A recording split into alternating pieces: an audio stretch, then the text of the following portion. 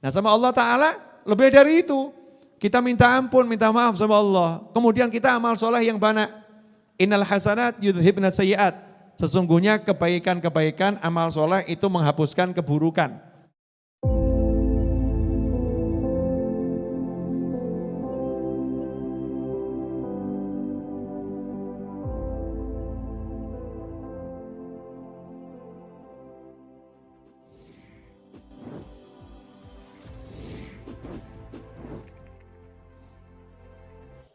Seperti yang saya dapatkan ilmu dari supir truk yang udah saya share beberapa waktu yang lalu, sudah belum? Yang mana? Hah?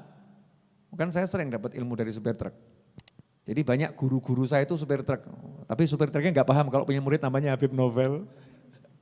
Iya nggak paham kalau supir truknya punya murid namanya Habib Novel. Habib Novel punya guru namanya supir truk. Tidak semua orang punya gaji. Tapi setiap orang pasti punya rezeki. Udah saya share belum itu? Sudah kan? Nah, ya. Tidak setiap orang punya gaji, tapi setiap orang pasti punya rezeki. Nah, ini keren ini, Masya Allah, luar biasa. Hatinya bisa nerimo, nyantai. Kalau pas gak punya duit ya, rezeki ono gitu, sabar, dijalani hidup. Habib masalahnya tuh suami saya itu marahan, ya sabar loh, kalau diganti sing apik. Betul kan ya? Kalau sabar nanti diganti yang baik, maksudnya suaminya dijadikan baik. Kalau suaminya gak dijadikan baik, ya insya Allah nanti entah kapan, ya kamu diganti dengan suami yang baik. Nah kapan itu Beb?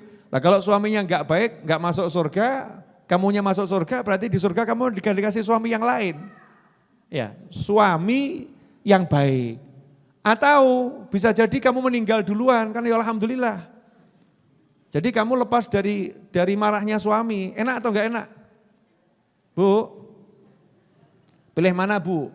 Hidup bersama suami yang marah-marah atau meninggal masuk surga menikmati surga. Pilih yang mana Bu?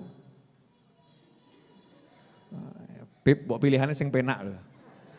Pilihan yang ini pilihan enak atau enggak enak ini?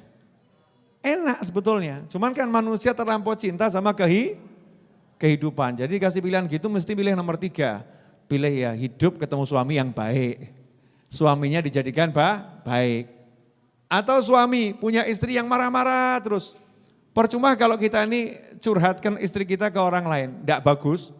Dan jadinya apa? Capek. Urip mung curhat bojo tok. Ya capek. Makanya seperti yang saya sampaikan hari Rabu kemarin, indahnya Indonesia itu ada pos ronda itu loh. Di pos ronda itu hampir semua masalah selesai. Kenapa? Karena di pos ronda tidak memperbicarakan masalah. Betul. Jadi di pos ronda masalah selesai. Lagi marahan sama istri ke pos ronda. Ngomong enggak? Enggak. Jawabannya apa? Wes usah bahas. Betul kan? Oh coba bahas, ngomong sing enak-enak wah, sehingga di pos ronda semua selesai, bahagia tuh. Orang-orang yang di pos ronda ngobrolnya yang lain ya, makan kacang goreng, belangreng, ya telo, seadanya. Kalau pas ada mie godok ya mie godok tergantung sangu masing-masing. Bahagia adanya karena enggak bahas masalah. Nah dalam hidup itu pasti ada ujian, enggak mungkin enggak ada ujian, mustahil. Orang hidup gak mau terima ujian itu gak bisa hidup. Hidup harus siap terima ujian. Hidup harus siap terima musibah. Yang dewasa, meskipun kita gak boleh minta musibah, ojo sombong. Enggak ya, saya siap terima musibah. Silakan musibah datang, enggak ya. Sombong ini. Orang tuh gak boleh minta musibah, mintanya nikmat, mintanya selamat. Rabbana atina fid dunya hasanah, gak ada Rabbana atina fid dunya musibah, gak ada. Suruh minta yang enak-enak, minta yang baik. Tapi kalau dapat musibah, jangan kemudian berkeluh kesah. Sikapnya apa? Sabar. Yang ketiga, manusia hidup gak lepas dari taat. Gak lepas dari taat. Nah kalau kamu bisa taat, bisa sholat, bisa puasa, bisa zakat, bisa haji, bisa umroh, bisa zikir, bisa sholawat, bisa istighfar, bisa sodakoh. bisa duha, ya, bisa baca Al-Quran, bisa menyenangkan orang tua, apapun ketaatannya. Kalau kamu bisa taat, jangan sombong. Tugasmu melihat bahwasannya yang memberi saya kemampuan taat adalah Allah Subhanahu wa ta'ala. Jadi selalu ngomong sama dirinya, aku iso sholat, saya bisa sholat, Allah yang membuat saya bisa sholat. Saya bisa hadir majelis, Allah yang membuat saya bisa hadir majelis. Saya bisa sholawat, Allah yang membuat saya bisa sholawat. Sehingga taatnya tidak akan pernah jadi alat untuk menyombongkan diri kepada ahli maksiat ataupun ahli taat yang lain. Gak akan ngomong aku lebih taat dari dia, gak akan ngomong itu ahli maksiat, aku ahli taat. Yang ada alhamdulillah aku diberi Allah kemampuan untuk taat. Dia belum, semoga dia dapat yang sama dengan aku. Yang ada keluar baik terus ke dalam baik, keluar baik, ke dalam baik, keluar baik. Kenapa? Karena selalu melihat Allah yang ngasih saya enggak bisa apa-apa. La haula wala quwata illa billah. Yang keempat, orang hidup itu yang enggak terlepas dari dosa. Selain Nabi, Rasul dan para wali, itu manusia ya tempatnya salah. Tapi kalau Nabi dan Rasul tidak berbuat dosa, ojo mbok padake awakmu.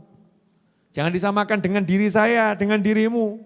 Nabi juga manusia, Nabi memang manusia tapi Nabi enggak pernah berbuat dosa. Jadi sama enggak dengan manusia? Enggak sama, Nabi tidak mungkin berbuat dosa. Ma'sum, dilindungi oleh Allah Subhanahu wa ta'ala.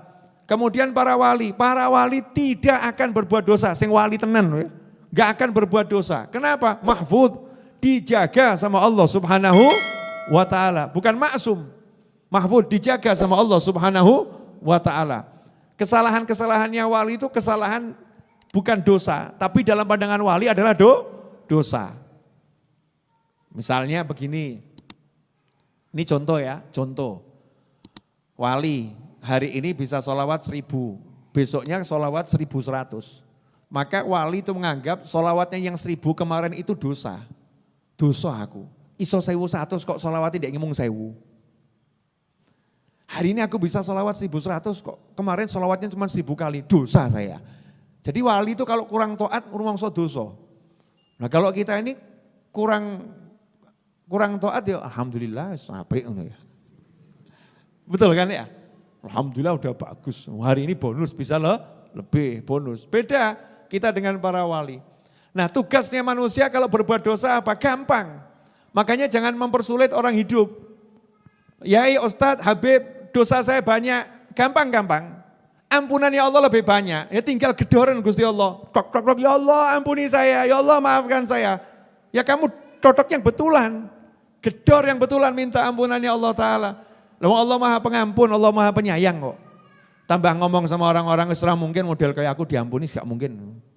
Model seperti saya gak mungkin dapat ampunan. Apalagi kadang nyeletuk gak karu-karuan itu. Oh mau kayak ngono Islam mungkin swarga neraka gitu. Masya Allah, Tuhannya dia. Jadi Tuhan dia, karena naudzubillah min dzalik. Siapapun manusianya sebelum ruh sampai di sini, itu peluang diampuni sangat besar. Dosanya model apapun.